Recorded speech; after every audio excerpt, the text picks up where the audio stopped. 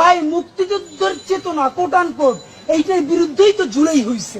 দিবস হবে একটা ঐতিহাসিক ৩৬শে জুলাই তথা ৫ই আগস্ট। আমরা বলেছি সেটা আমাদের জাতীয় মুক্তি দিবস করেন অথবা দ্বিতীয় স্বাধীনতা দিবস করেন। আগেরটাকে আঁকড়ে ধরতে হবে। যেই স্বাধীনতার ঘোষণাপত্র বর্তমান মানুষের মন ও মগজ পড়তে পারে না, ধরতে পারে না, তার চিন্তার রিফ্লেকশন করতে পারে না, সেটাকে তো আপনি অবশ্যম্ভাবী চেঞ্জ করবেন। এটা তো কোরআন শরীফ না, এটা তো বাইবেল না। ৭১ সালের ১৬ই ডিসেম্বর তুমি আমার স্বাধীনতা ফিরাই নিয়েছো, আমি সেই স্বাধীনতা ফিরাই নিয়ে আসছি এই জুলাই মাসে। এই ৩৬শে জুলাই আমার স্বাধীনতা ফিরিয়ে আনা, সেটাকে আমরা বলি দ্বিতীয় স্বাধীনতা। আমরা ধরে নেই একটা হাইপোথেটিক্যাল ওয়ার্ল্ডে এটা ইন্ডিয়ার ভিক্টরি, আমরা ধরে নিচ্ছি এটা ইন্ডিয়ার ভিক্টরি। তার মানে পাকিস্তানের সাথে ইন্ডিয়া যুদ্ধ করেছে এবং ইন্ডিয়ার বিজয় হয়েছে। তার মানে তৎকালীন সময়ে যারা পাকিস্তানের পক্ষে ছিল, তো তার মানে তাদের অবস্থানটা তাহলে সঠিক ছিল। ১৬ই ডিসেম্বরকে বিজয় দিবস মানি না।